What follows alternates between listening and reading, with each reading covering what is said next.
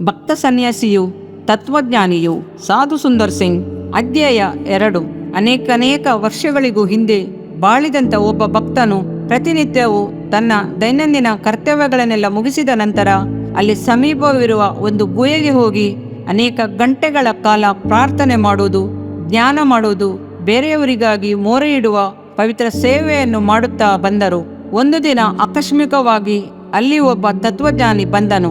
ಭಕ್ತನೊಬ್ಬನು ಮೊಣಕಾಲೂರಿ ನಿಂತಿರುವುದನ್ನು ಕಂಡ ಕೂಡಲೇ ಆಶ್ಚರ್ಯಗೊಂಡವನಾಗಿ ಅದನ್ನು ನೋಟವಾಗಿ ನೋಡುತ್ತಾ ನಿಂತುಬಿಟ್ಟನು. ಅನಂತರ ಗುಹೆಯ ಬಾಗಿಲಲ್ಲಿ ನಿಂತು ತಟ್ಟಿದನು. ಆದರೆ ಆ ಭಕ್ತನಾದರೂ ಧ್ಯಾನದಲ್ಲಿ ನಿರತನಾಗಿದ್ದರಿಂದ ಉತ್ತರ ಕೊಡಲಿಲ್ಲ.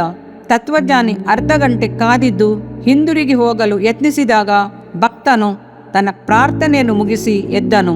ತತ್ವಜ್ಞಾನಿಯನ್ನು ತನ್ನ ಬಳಿ ಕರೆದು ಕುಳಿತುಕೊಳ್ಳುವಂತೆ ಹೇಳಿದನು. ಇಬ್ಬರು ಕೆಲವುಗಳಿಗೆ ಮೌನವಾಗಿದ್ದರು.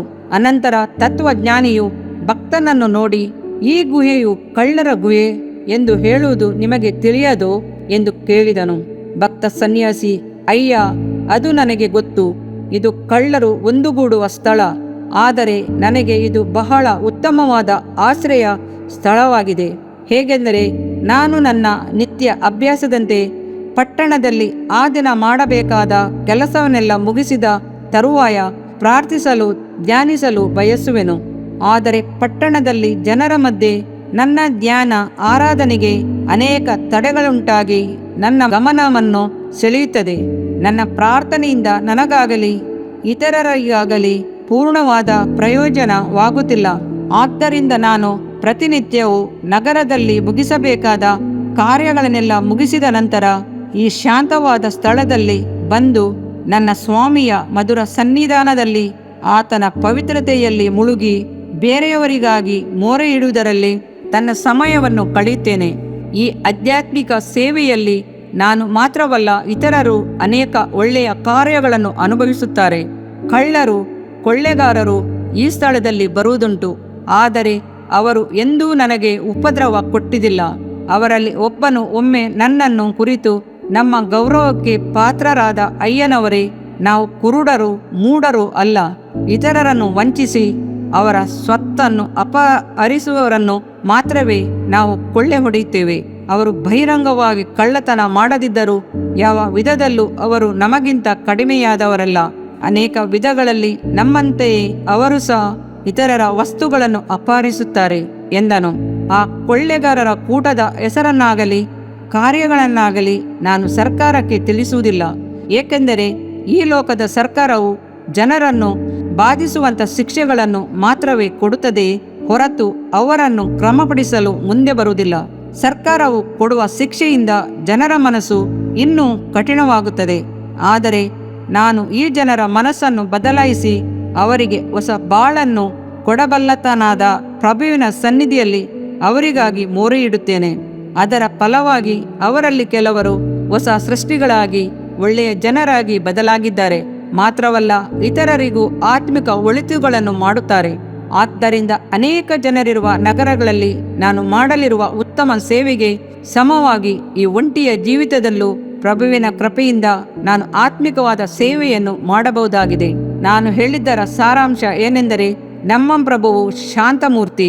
ಆತನು ಮುಖಾಮುಖಿಯಾಗಿ ಮಾತನಾಡುವುದನ್ನಾಗಲಿ ಶಬ್ದ ಮಾಡುವುದನ್ನಾಗಲಿ ಮಾನವನು ಯಾವಾಗಲೂ ಕೇಳಿಲ್ಲದಿದ್ದರೂ ಶಾಂತ ಪ್ರಭುವಿನ ಮಾತನ್ನು ಕೇಳಲು ಗದ್ದಲವಿಲ್ಲದ ಶಾಂತವಾದ ಸ್ಥಳದಲ್ಲಿ ಕಾದಿರಬೇಕಾದದ್ದು ಬಹಳ ಅಗತ್ಯ.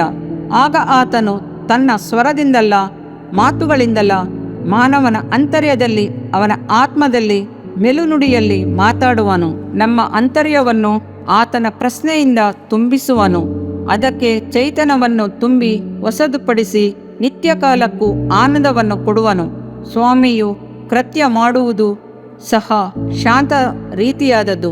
ಅದೇ ರೀತಿ ಆತನ ಸಾರೂಪ್ಯದಲ್ಲೂ ಆತನ ಸ್ವಭಾವದಲ್ಲೂ ಸೃಷ್ಟಿಸಲ್ಪಟ್ಟಿರುವ ಮಾನವನು ಸಹ ಶಾಂತವಾದ ರೀತಿಯಲ್ಲಿ ಚಿಂತಿಸುವನು, ಗ್ರಹಿಸುವನು, ಜ್ಞಾಪಿಸಿಕೊಳ್ಳುವನು, ಮನೋಬಲವನ್ನು ಪಡೆದುಕೊಳ್ಳುವನು. ಅನೇಕ ವಿಷಯಗಳಲ್ಲಿ ಶಾಂತವಾಗಿಯೇ ಕಾರ್ಯಗಳನ್ನು ಮಾಡುವನು. ಈ ವಿಧವಾದ ಶಾಂತ ಸ್ಥಿತಿಯಲ್ಲಿ ಅನೇಕ ವೈಶಿಷ್ಟ್ಯಗಳನ್ನು ಮಾನವನು ಪಡೆದಿದ್ದಾನೆ. ಅನೇಕ ನವೀನ ಸತ್ಯತೆಗಳನ್ನು ಕಂಡು ಹಿಡಿದಿರುವನು. ಸಂಕ್ಷಿಪ್ತವಾಗಿ ಹೇಳುವುದಾದರೆ ಎಲ್ಲ ಮಹತ್ತರವಾದ ಕಾರ್ಯಗಳು ಸಹ ಮೌನತೆಯಲ್ಲೇ ತೋರಿಬಂದಿವೆ, ಇನ್ನು ಹೊರಬರುತ್ತಲೇ ಇವೆ. ಮಾನವನಿಗೆ ಅವನ ಸುತ್ತಲಿರುವವರ ಸಹಾಯ ಬೇಕಿರುವಾಗಲೂ ಅಥವಾ ಅವನು ಇತರರಿಗೂ ಸಹಾಯ ಮಾಡಲು ಬಯಸುವಾಗಲೂ ಮಾತುಗಳ ಮೂಲಕ ತನ್ನ ಅಭಿಪ್ರಾಯವನ್ನು ತಿಳಿಸುವನು. ಆದರೆ ದೇವರು ಒಂದನ್ನು ಸೃಷ್ಟಿಸುವಾಗ ಯಾವ ಮನುಷ್ಯನ ಸಹಾಯವು ಆತನಿಗೆ ಅಗತ್ಯವಿಲ್ಲದರಿಂದ ಆತನು ಸದ್ದಿಲ್ಲದೆ ಎಲ್ಲವನ್ನು ಉಂಟುಮಾಡಿ ಸೃಷ್ಟಿ ಎಲ್ಲವನ್ನು ತಾನೊಬ್ಬನಾಗಿಯೇ ಪೋಷಿಸುತ್ತಿರುವನು. ಆದರೂ ದಾರಿ ತಪ್ಪಿ ಅಲೆದಾಡುವವರನ್ನು ವಿಮೋಚಿಸಲು ಬಯಸುವಾಗ ತನ್ನ ಪ್ರವಾದಿಗಳ ಮೂಲಕವೂ ಅಪೊಸ್ತಲರ ಮೂಲಕವೂ ಅವರೊಂದಿಗೆ ಮಾತಾಡುವ ಕಾಲವು ಸಮೀಪವಾದಾಗ ಆತನು ಮನುಷ್ಯನಾಗಿ ಅವತರಿಸಿ ಮಾನವ ಕುಲಕ್ಕೆ ತನ್ನ ದೈವಿಕ ಸಂದೇಶಗಳನ್ನು ನೀಡಿ ಅವರನ್ನು ಪಾಪದಿಂದ ವಿಮೋಚಿಸುವ ಕೃಪೆ ಮಾಡಿದನು. ಆದರೆ ಕೆಲವು ಜನರು ಅಪಾರ್ಥ ಮಾಡಿಕೊಂಡು ಎಚ್ಚರವಾಗಿದ್ದು ಮೌನವಾಗಿ ಪ್ರಾರ್ಥಿಸುವುದನ್ನು ಸೋಮಾರಿಗಳ ಕಾರ್ಯವೆಂದಾಗಲಿ ಚಿಂತೆಯಿಲ್ಲದವರ ಕೃತ್ಯವೆಂದಾಗಲಿ ಎಣಿಸಬಾರದು. ಆ ರೀತಿಯಾದ ಕೃತ್ಯದಲ್ಲಿ ಒಳ್ಳೆಯದು ಇರುವುದರಿಂದಲೇ ಅದನ್ನು ಅನುಸರಿಸಲಾಗುತ್ತದೆ. ಮುತ್ತುಗಳನ್ನು ತೆಗೆಯುವವನು ತಾನು ಒಂಟಿಯಾಗಿ ಸಮುದ್ರದ ಆಳಕ್ಕಿಳಿದು ತೆಗೆದರೂ ಅದರ ಪ್ರಯೋಜನವನ್ನು ಎಲ್ಲರೂ ಪಡೆದುಕೊಳ್ಳುವರು. ಅದೇ ರೀತಿ ದೈವಿಕತ್ವವೆಂಬ ಅಮೂಲ್ಯ ಮುತ್ತನ್ನು ಸಂಗ್ರಹಿಸಲು ನೈಜತೆ ಎಂಬ ಕಡಲಿನಲ್ಲಿ ಮುತ್ತನ್ನು ಅರಸುವುದಕ್ಕೆ ಸಮವಾಗಿ ಪ್ರಾರ್ಥನೆಯಲ್ಲೂ ಜ್ಞಾನದಲ್ಲೂ ತೊಡಗುವ ಒಬ್ಬನು ಹೊರಗಿನವರ ತೋರಿಕೆಗೆ ಮಾಡದೆ ಈ ಲೋಕದಲ್ಲಿನ ಆಶಾಪಾಶಗಳನ್ನು ತೊರೆದು ಏಕಾಂತವಾದ ಕೋಣೆಯಲ್ಲಿದ್ದು ತನ್ನನ್ನು ಮರೆಮಾಡಿಕೊಳ್ಳುವನು. ಕೆಲಸ ಕಾರ್ಯಗಳ ಗೊಂದಲದಿಂದ ತುಂಬಿದ ಈ ಪ್ರಪಂಚದಲ್ಲಿ ಜೀವಿತವೆಂಬ ಸಾಗರದಲ್ಲಿ ಒಬ್ಬನು ಮುತ್ತನ್ನು ಅರಸಿ ಆಳಕ್ಕೆ ಇಳಿಯುವಾಗ ಪ್ರಾರ್ಥನೆ ಎಂಬ ಶ್ವಾಸ ಬಹಳ ಅಗತ್ಯವಾದದ್ದು. ಯಾಕೆಂದರೆ ಆ ಪ್ರಾರ್ಥನೆ ಮೇಲಿಂದ ಇಳಿಯುವ ಪವಿತ್ರಾತ್ಮನ ಸಹಾಯದಿಂದ ಮಾತ್ರವೇ ಸಲ್ಲಿಸಲ್ಪಡುತ್ತದೆ. ಆ ಪವಿತ್ರಾತ್ಮನ ಹೊರತು ಯಾರು ಆಧ್ಯಾತ್ಮಿಕ ಜೀವಿತವನ್ನು ಜೀವಿಸುವುದು ಅಸಾಧ್ಯವಾದ ಸಂಗತಿ. ತತ್ವಜ್ಞಾನಿ: ನೀವು ಹೇಳುವುದನ್ನು ನಾನು ಸಹ ಒಪ್ಪಿಕೊಳ್ಳುತ್ತೇನೆ. ನನ್ನ ಸ್ವಂತ ಅನುಭವದಿಂದ ನಾನು ಈ ಸತ್ಯವನ್ನು ಅನುಮೋದಿಸುತ್ತೇನೆ. ಒಂದು ವಸ್ತುವನ್ನು ಕುರಿತು ನಾನು ಚಿಂತನೆ ಮಾಡುವಾಗ ನನ್ನ ಗಮನ ಏಕಾಗ್ರತೆ ಎಲ್ಲವನ್ನು ಅದರ ಮೇಲೆ ಕೇಂದ್ರೀಕರಿಸದಿದ್ದಲ್ಲಿ ನಿರಂತರವಾಗಿ ಅದನ್ನು ಕುರಿತು ನಾನು ಚಿಂತನೆ ಮಾಡೋದು ಸಾಧ್ಯವಿಲ್ಲದು. ಆ ರೀತಿ ಚಿಂತಿಸದಿದ್ದರೆ ನಿರ್ದಿಷ್ಟವಾದ ಅಂತ್ಯವನ್ನು ಕಾಣಲಾರೆವು. ಆದರೆ ನಾನು ಎಷ್ಟೇ ಪರಿಶೋಧನೆ ಮಾಡಿದಾಗಿಯೂ ನೀವು ಹೇಳುವ ಸತ್ಯತೆಯ ಸಮುದ್ರವೆಂಬ ನಿನ್ನ ಶಾಂತಪ್ರಭು ನಿಜವಾದವನ ಅಥವಾ ಇಲ್ಲದಿರುವ ಒಂದಾ ಎಂಬುದನ್ನು ನಿರ್ದಿಷ್ಟವಾಗಿ ಅರ್ಥ ಮಾಡಿಕೊಳ್ಳಲಾರದವನಾಗಿದ್ದೇನೆ. ಆತನು ಸತ್ಯವಾದಾತನ ಎಂಬುದನ್ನು ನಿರೂಪಿಸುವಂತೆ ನೀನು ನನಗೆ ಆಧಾರವನ್ನು ಕೊಡಬಲ್ಲೆಯಾ? ಭಕ್ತ ಸನ್ಯಾಸಿ: ನಾನು ಇದ್ದೇನೆ ಎಂಬುದು ಎಷ್ಟು ಸತ್ಯವೋ ಅದಕ್ಕಿಂತಲೂ ಹೆಚ್ಚಾಗಿ ದೇವರು ಇದ್ದಾನೆ ಎಂಬುದಕ್ಕೆ ನನ್ನ ಒಳಗೂ ಹೊರಗೂ ಸಾಕ್ಷಿಯಾಗಿದ್ದೇನೆ. ಅನೇಕ ವಿಧಗಳಲ್ಲಿ ಆ ಸತ್ಯವನ್ನು ಅರಿತಿರುವೆನು. ಆದರೆ ದೇವರನ್ನು ಅರಿತುಕೊಳ್ಳಲು ಪ್ರಯತ್ನಿಸುವ ಮೊದಲು ನಾವು ನಮ್ಮನ್ನು ಅರಿತುಕೊಳ್ಳಬೇಕಾದದ್ದು ಅವಶ್ಯ. ಆಗ ಮಾತ್ರವೇ ತನ್ನ ಸಾರೂಪ್ಯದಲ್ಲೂ ತನ್ನ ಸ್ವಭಾವದಲ್ಲೂ ಮನುಷ್ಯನನ್ನು ಉಂಟು ಮಾಡಿದಂಥ ದೇವರನ್ನು ನಾವು ಅರಿತುಕೊಳ್ಳಲು ಅರ್ಥ ಮಾಡಿಕೊಳ್ಳಲು ಸಾಧ್ಯ. ಆದರೆ ಅದೇ ಸಮಯದಲ್ಲಿ ದೇವರು ಮಾನವನ ತಿಳುವಳಿಕೆಗೂ ಗ್ರಹಿಕೆಗೂ ಹೊರತಾದ, ಅಂದರೆ ನಮ್ಮ ಗ್ರಹಿಕೆಗೆ ಮೀರಿದಾತನು ಎಂಬುದನ್ನು ಒಪ್ಪಿಕೊಳ್ಳಬೇಕು. ಮನುಷ್ಯನು ತನ್ನ ಜ್ಞಾನ ಮಾತ್ರದಿಂದ ದೇವರನ್ನು ತಿಳಿದುಕೊಳ್ಳುವುದು ಸಾಧ್ಯವಾದರೆ ಆತನು ದೇವನಾಗಿರಲಾರನು. ಮಗುವಿನ ಮುಗ್ಧ ಸ್ವಭಾವವು ಪ್ರೀತಿಯು ತುಂಬಿದ ಹೃದಯದಲ್ಲಿ ದೇವರು ಯಾವಾಗಲೂ ವಾಸಿಸುವನು. ಅನೇಕರು ತಮ್ಮ ಸ್ವಂತ ಅನುಭವಗಳಿಂದ ಸಾಕ್ಷಿ ಕೊಡಲು ಬಯಸುತ್ತಾರೆ. ಬೆಂಕಿಯ ಬಳಿ ನಮ್ಮ ಕೈಯನ್ನು ಇಡುವಾಗ ಅದರ ಬಿಸಿ ನಮ್ಮ ಕೈಗೆ ತಾಗುವುದರಿಂದ ಅಲ್ಲಿ ಬೆಂಕಿ ಇದೆ ಎಂದು ನಾವು ತಿಳಿದುಕೊಳ್ಳುವಂತೆ ಆತನ ಐಕ್ಯತೆಯಿಂದ ನಮಗೆ ಉಂಟಾಗುವ ಆತ್ಮಿಕ ಅನುಭವವೇ ದೇವರು ಇದ್ದಾನೆ ಎಂಬುದನ್ನು ವಿವರಿಸುವಂಥ ದೃಢವಾದ ಸಾಕ್ಷಿಯಾಗಿದೆ. ಲೌಕಿಕ ಜ್ಞಾನವಿಲ್ಲದೆಯೇ ನಾವು ದೇವರನ್ನು ಅರಿತುಕೊಳ್ಳಬಹುದು. ಉದಾಹರಣೆಗೆ, ಮೂಗ, ಕಿವುಡು, ಕುರುಡು ಆದ ಒಬ್ಬ ಮನುಷ್ಯನನ್ನು ನಾನು ತಿಳಿದಿರುವೆನು. ಅವನನ್ನು ಮುಟ್ಟಿ ಅವನ ಸ್ಪರ್ಶದ ಅರಿವಿನ ಸಹಾಯದ ಮೂಲಕ ಅವನು ದೇವರನ್ನು ಅರಿತಿರುವನೇ ಎಂದು ಕೇಳಿದಾಗ ಅವನು ಉತ್ತರವನ್ನು ಸನ್ನೆಯ ಮೂಲಕ ತೋರಿಸಿ, ಈ ಲೋಕದಲ್ಲಿ ನಿಮ್ಮನ್ನು ನಿಮ್ಮ ರೂಪವನ್ನು ನಾನು ಕಾಣಲಾರೆ, ಆದರೆ ನನ್ನ ಬುದ್ಧಿಗೆ ತಕ್ಕಂತೆ ನನ್ನ ಸೃಷ್ಟಿ ಕರ್ತನು ದೇವರು ಆಗಿರುವತನನ್ನು ನಾನು ತಿಳಿದಿರುವೆನು. ನಾನು ಆತನನ್ನು ಯಾವಾಗಲೂ ನನ್ನ ಮನಸ್ಸಿನ ಕಣ್ಣಿನಿಂದ ಕಾಣುತ್ತಿದ್ದೇನೆ. ಆತನ ರಮ್ಯವಾದ ಸನ್ನಿಧಿಯಲ್ಲಿ ನಾನು ಆನಂದಿಸುತ್ತೇನೆ ಎಂದು ವಿವರಿಸಿದನು. ಬೋಸ್ಟನ್ ನಗರವನ್ನು ಸೇರಿದ ಎಲ್ಲರಿಗೂ ಪರಿಚಯವುಳ್ಳ ಮಹಿಳೆ ಹೆಲೆನ್ ಕೆಲ್ಲರ್ ಸಹ ಇದೇ ವಿಧವಾದ ಅನುಭವ ಏರ್ಪಟ್ಟಿತು. ಆಕೆ 12 ವಯಸ್ಸಿನ ಚಿಕ್ಕ ಹುಡುಗಿಯಾಗಿದ್ದಾಗ ಕರ್ತನನ್ನು ಆತನ ಪ್ರೀತಿಯನ್ನು ಕುರಿತು ಡಾಕ್ಟರ್ ಬ್ರೂಕ್ಸ್ ಎಂಬವರು ಮೊಟ್ಟ ಮೊದಲನೇದಾಗಿ ಅವರಿಗೆ ಬೋಧಿಸಿದಾಗ ಆಕೆಯು ಇದೆಲ್ಲ ಮೊದಲೇ ನನಗೆ ಗೊತ್ತು, ಆದರೆ ಆತನ ಹೆಸರು ಮಾತ್ರವೇ ನನಗೆ ಗೊತ್ತಿರಲಿಲ್ಲ ಎಂದು ಹೇಳಿದರಂತೆ. ತತ್ವಜ್ಞಾನಿ: ಒಳ್ಳೆಯದಿರಲಿ, ಈ ವಿಷಯವನ್ನು ಕುರಿತು ನಿಮ್ಮ ಬಳಿ ತರ್ಕ ಮಾಡಲು ನನಗೆ ಇಷ್ಟವಿಲ್ಲ. ಆದರೆ ಲೋಕವನ್ನು ತೊರೆಯುವುದು ಎಂದರೆ ಅದರ ವಿವರವೇನು ಎಂದು ನನಗೆ ಹೇಳುವಿರಾ ಎಂದು ಕೇಳುತ್ತಾ, ಬೈರಾಗಿ ಎಂದು ಕರೆಯಲ್ಪಡುವ ನೀವು ಲೋಕವನ್ನು ಹೇಗೆ ಮಾಡುವಿರಾ? ಇತರರಿಗಿಂತಲೂ ನಿಮ್ಮನ್ನು ಹೆಚ್ಚಿನವರೆಂದು ಎಣಿಸುವಿರಾ? ನೀವು ಪ್ರಪಂಚವನ್ನು ತೊರೆದದ್ದು ಏಕೆ? ಭಕ್ತ: ವಾದ ಮಾಡುವುದಕ್ಕೆ ನನಗೂ ಇಷ್ಟವಿಲ್ಲ. ನಮ್ಮ ಮಾತು ಸಂಭಾಷಣೆಯಾಗಿರಲಿ. ನೀವು ಕೇಳಿದ ಪ್ರಶ್ನೆಗೆ ಉತ್ತರ ಹೇಳುತ್ತೇನೆ. ನಾನು ಪ್ರಪಂಚವನ್ನು ಹಾಗೆ ಮಾಡುವವನಲ್ಲ.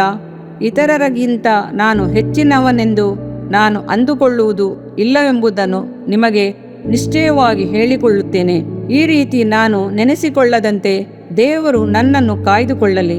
ಇತರರಂತೆ ನಾನು ಸಹ ಪಾಪಿಯೇ ಹೌದು ಎಂದಾಗಿಯೂ ಜನರನ್ನು ವಿಮೋಚಿಸಲು ಬಲ್ಲಾತನ ಕೃಪೆಯೇ ನನ್ನನ್ನು ಕಾಪಾಡುತ್ತಿದೆ. ನಾನು ಲೋಕವನ್ನು ತ್ಯಜಿಸಿಬಿಟ್ಟೆನು ಎಂದು ಅಂದುಕೊಳ್ಳುವುದು ತಪ್ಪು. ನಾನು ಎಂದೆಂದೂ ಲೋಕವನ್ನು ತೊರೆದವನು ಅಲ್ಲ.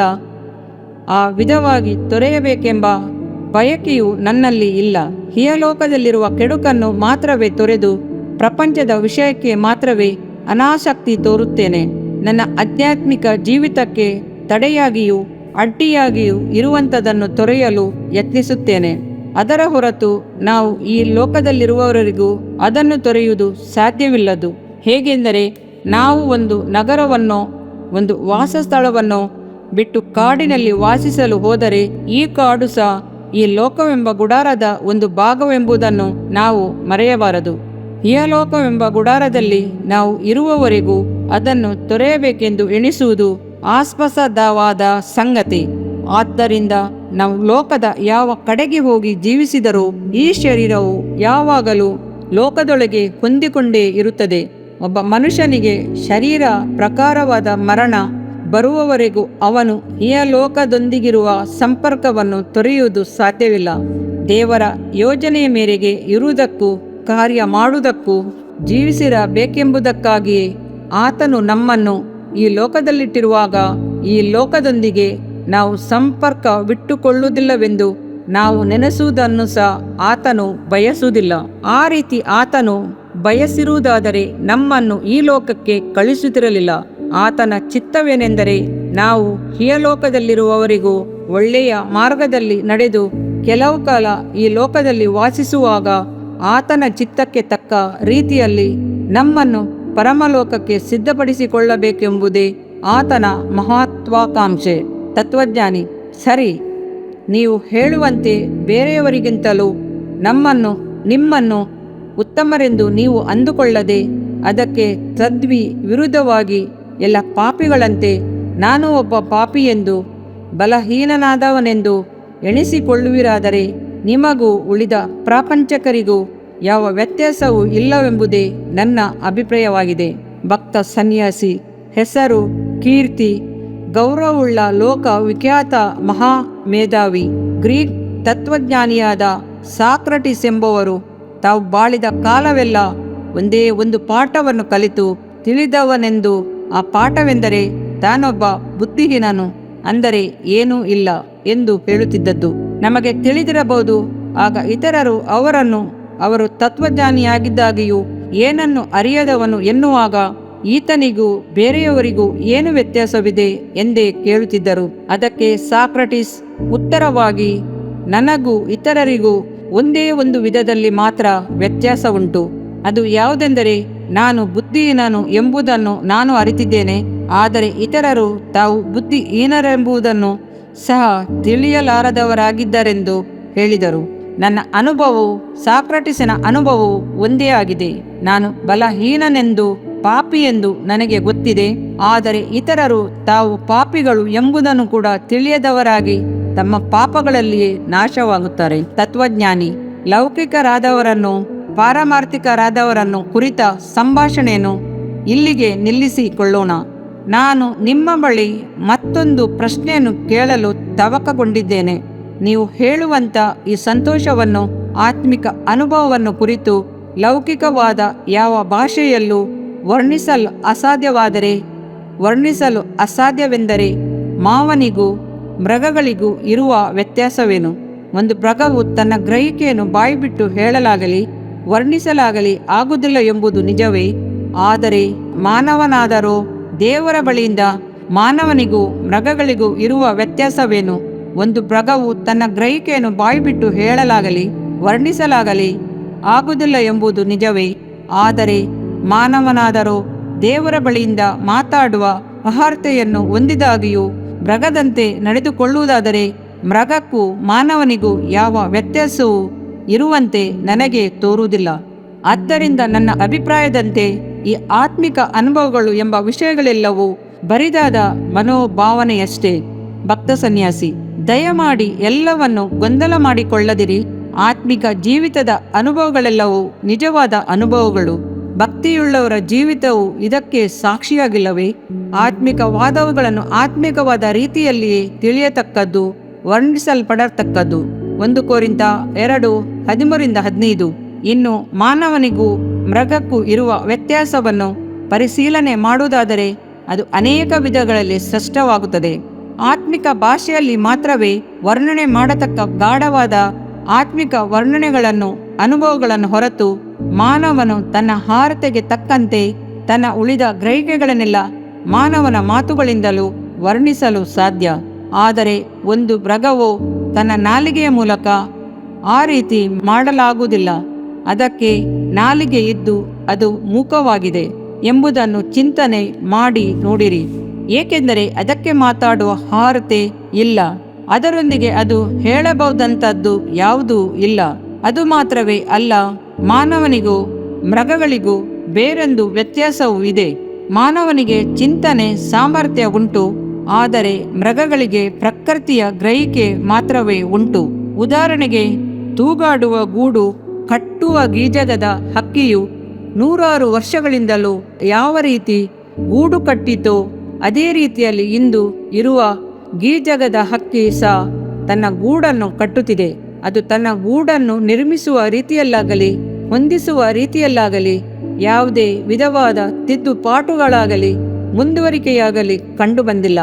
ಆ ಗೂಡಿನ ಆಕಾರವು ಸಹ ಹಿಂದೆ ಇದ್ದಂತೆ ಇದೆ. ಆದರೆ ಮನುಷ್ಯನಾದರೂ ಅದಕ್ಕೆ ಬದಲಾಗಿ ಸ್ವಾಭಾವಿಕವಾಗಿ ಮುನ್ನಡೆಯನ್ನು ಬಯಸುವನಾಗಿದ್ದಾನೆ. ಮಾನವನು ಹೊಸ ಕಲಿಯುವಿಕೆಯಲ್ಲಿ ಪ್ರಯತ್ನಿಸದೇ ಇದ್ದರೆ ಅವನ ಬುದ್ಧಿ ಚಾಣಾಕ್ಷತೆಯಲ್ಲಿ ಮುಂದುವರಿಕೆ ಇರುವುದಿಲ್ಲ. ಮೃಗಗಳಿಗೆ ವಿದ್ಯೆಯೂ ಬೇಡ, ಪ್ರಯತ್ನವೂ ಅಗತ್ಯವಿಲ್ಲ. ಜೇನುನೊಣಗಳು ಜೇನುಗೂಡನ್ನು ಕಟ್ಟುವ ವಿಧವನ್ನು, ಹೂಗಳಿಂದ ಜೇನನ್ನು ಹೀರುವ ವಿಧವನ್ನು ಸ್ವಲ್ಪ ಯೋಚಿಸಿ ತಿಳಿಯಿರಿ. ಈ ಕಾರ್ಯಗಳೆಲ್ಲವೂ ಅವುಗಳ ಪ್ರಕೃತಿದತ್ತವಾದ ಗ್ರಹಿಕೆಯಿಂದ ನಡೆಯುತ್ತದೆ. ಅಂದರೆ ಅವು ಬದಲಾಗದ ನಿತ್ಯವಾದ ನಿಯಮಕ್ಕೆ ಅಧೀನವಾಗಿದೆ. ಆ ಕಾರಣದಿಂದಲೇ ಅವುಗಳ ಬೆಳವಣಿಗೆಯಲ್ಲಿ ಯಾವುದೇ ಆದ ತಿದ್ದುಪಾಟುಗಳು ಉಂಟಾಗುವುದಿಲ್ಲ. ಆದರೆ ಮಾನವನು ಅನೇಕ ವರ್ಷಗಳು ಶ್ರಮಪಟ್ಟು ಪ್ರಯತ್ನಿಸಿದ ಆನಂತರವೇ ಅವುಗಳ ಮೂಲಕ ಒಳ್ಳೆಯ ಫಲಗಳನ್ನು ಕಾಣುವನು. ಮಾನವನು ಸೃಷ್ಟಿಸಿದನೊಡನೆ ನಿಕಟ ಸಂಪರ್ಕವನ್ನು, ರಮ್ಯವಾದ ಒಂದೇ ಮನಸ್ಸನ್ನು ಹೊಂದಬೇಕೆಂದು ಅವನನ್ನು ತನ್ನ ಸ್ವರೂಪದಲ್ಲೂ ತನ್ನ ಸ್ವಭಾವದಲ್ಲೂ ಉಂಟುಮಾಡಿ ಅವನು ಯಾವಾಗಲೂ ಆತ್ಮದಲ್ಲಿ ಅಭಿವೃದ್ಧಿ ಹೊಂದಿ ತನ್ನಂತೆ ಆಗಬೇಕೆಂದು ತನ್ನ ಪರಮ ರಾಜ್ಯದಲ್ಲಿ ನಿತ್ಯವಾಗಿ ಆನಂದದಿಂದಿರಬೇಕೆಂಬುದು ಆತನ ಅನಂತ ತೀರ್ಮಾನ. ಆದ್ದರಿಂದ ಪ್ರಪಂಚದ ದೀರ್ಘವಾದ ಹೋರಾಟ, ಕಷ್ಟ, ವ್ಯಥೆ ಮುಂತಾದವುಗಳನ್ನು ಅನುಭವಿಸುವುದರ ಮೂಲಕವೇ ನಿತ್ಯ ಜೀವವನ್ನು ಅವನು ಹೊಂದಿಕೊಳ್ಳಬೇಕೆಂದು ನಿಯೋಜಿಸಿರುವನು. ಈ ಸಂಭಾಷಣೆಯ ಬಳಿಕ ತತ್ವಜ್ಞಾನಿಯು ಭಕ್ತ ಸನ್ಯಾಸಿಯು ಬಹಳ ಅಭಿಮಾನದಿಂದ ಒಬ್ಬರನ್ನೊಬ್ಬರು ಅಪ್ಪಿಕೊಂಡರು. ನಾನು ಪುನಃ ನಿಮ್ಮನ್ನು ಕಾಣಲು ಬರುವೆನು ಎಂದು ತತ್ವಜ್ಞಾನಿ ಹೇಳುತ್ತಾ ತನ್ನ ಸ್ನೇಹಿತನಿಂದ ಬೀಳ್ಕೊಟ್ಟು ಹೊರಟರು. ಅನಂತರ ಭಕ್ತನು ಸ್ವಲ್ಪ ಹೊತ್ತು ಮೊಣಕಾಲಿನಲ್ಲಿ ನಿಂತು ಪ್ರಾರ್ಥಿಸಿದ ತರುವಾಯ ತನ್ನ ಅನುದಿನದ ಕಾರ್ಯ ಕಲಾಪಗಳನ್ನು ಮಾಡಲು ಗುಹೆಯನ್ನು ಬಿಟ್ಟು ಹೊರನಡೆದರು. ಇದರಿಂದ ನಿನ್ನ ದೇಹಕ್ಕೆ ಆರೋಗ್ಯವು, ಎಲುಬುಗಳಿಗೆ ಸಾರವು ಉಂಟಾಗುವವು. ಜ್ಞಾನೋಕ್ತಿಗಳು 3ನೇ ಅಧ್ಯಾಯ 8ನೇ ವಾಕ್ಯ. ಪ್ರಿಯ ವೀಕ್ಷಕರೇ ಮತ್ತು ಕರ್ತನಲ್ಲಿ ಸಹೋದರ ಸಹೋದರಿಯರೇ, ನೀವು ನಮ್ಮ ಈ ಕಾರ್ಯಕ್ರಮವನ್ನ ವೀಕ್ಷಿಸಿದ್ದಕ್ಕಾಗಿ ದೇವರ ನಾಮದಲ್ಲಿ ನಿಮಗೆ ವಂದನೆಗಳು. ದೇವರ ವಾಕ್ಯವು ನಮ್ಮ ಎಲುಬಿಗೆ ಬಲವೂ ಸಾರವೂ ಆಗಿದೆ ಎಂದು ಸತ್ಯವೇದವು ಹೇಳುವಂತೆ ಈ ಕಾರ್ಯಕ್ರಮವು ನಿಮಗೆ ಆಶೀರ್ವಾದಕರವಾಗಿದೆ ಎಂದು ನಂಬುತ್ತೇವೆ. ಪ್ರಿಯ ವೀಕ್ಷಕರೇ, ನಮ್ಮ ಈ ಸೇವೆಗಾಗಿ ಪ್ರಾರ್ಥಿಸಿರಿ ಮತ್ತು ಎಲ್ಲಾ ಕಾರ್ಯಕ್ರಮಗಳನ್ನ ಇತರರೊಂದಿಗೆ ಶೇರ್ ಮಾಡಿರಿ. ಅದೇ ರೀತಿಯಾಗಿ ನಮ್ಮ ಈ ಯೂಟ್ಯೂಬ್ ಚಾನೆಲ್ ಅನ್ನು ಸಬ್ಸ್ಕ್ರೈಬ್ ಮಾಡಿರಿ ಹಾಗೂ ಲೈಕ್ ಮಾಡಿ. ನಿಮ್ಮ ಅನಿಸಿಕೆಗಳನ್ನು ಕಮೆಂಟ್ ಬಾಕ್ಸ್ನಲ್ಲಿ ನಮಗೆ ತಿಳಿಯಪಡಿಸಿ. ನಮ್ಮ ಸಂಖ್ಯೆ 7022104605. ಈ ಸಂಖ್ಯೆಗೆ ಕರೆ ಮಾಡಿರಿ. ಒಬ್ಬ ಪಾಪಿಯ ಪ್ರಾರ್ಥನೆ. ಯೇಸುವನ್ನು ರಕ್ಷಕನಾಗಿ ಅಂಗೀಕರಿಸಲು ಮಾಡಬೇಕಾದ ಪ್ರಾರ್ಥನೆ. ಪ್ರಿಯ ಪರಲೋಕದ ತಂದೆಯೇ, ಯೇಸುವಿನ ಹೆಸರಿನಲ್ಲಿ ನಾನು ನಿನ್ನ ಬಳಿಗೆ ಬಂದಿದ್ದೇನೆ. ನನ್ನ ಬಳಿಗೆ ಬರುವವರನ್ನು ನಾನು ತಳ್ಳಿಬಿಡುವುದೇ ಇಲ್ಲ. ಯೋಹಾನ 6:37 ಎಂದು ನಿನ್ನ ವಾಕ್ಯ ಹೇಳುತ್ತದಲ್ಲ. ಆದ್ದರಿಂದ ನೀನು ನನ್ನನ್ನು ತಳ್ಳಿಬಿಡದೆ ನನ್ನನ್ನು ಸೇರಿಸಿಕೊಳ್ಳುವಿ ಎಂದು ನನಗೆ ಗೊತ್ತಿದೆ. ಆದ್ದರಿಂದ ನಾನು ನಿನಗೆ ಸ್ತೋತ್ರ ಮಾಡುತ್ತೇನೆ. ನೀನು ನಿನ್ನ ವಾಕ್ಯದಲ್ಲಿ ನೀನು ಯೇಸುವನ್ನೇ ಕರ್ತನೆಂದು ಬಾಯಿಂದ ಅರಿಕೆ ಮಾಡಿಕೊಂಡು ದೇವರು ಆತನನ್ನು ಸತ್ತವರೊಳಗಿಂದ ಎಬ್ಬಿಸಿದನೆಂದು ಹೃದಯದಿಂದ ನಂಬಿದರೆ ನಿನಗೆ ರಕ್ಷಣೆಯಾಗುವುದು ಎಂತಲೂ ಕರ್ತನ ನಾಮವನ್ನ ಹೇಳಿಕೊಳ್ಳುವವರೆಲ್ಲರಿಗೆ ರಕ್ಷಣೆಯಾಗುವುದೆಂತಲೂ ಬರೆದಿದೆ.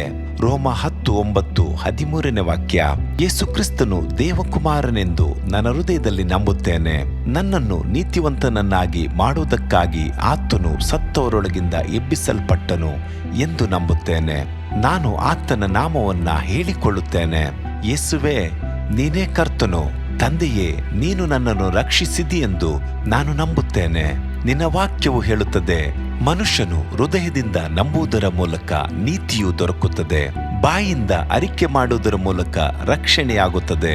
ರೋಮ 10:10.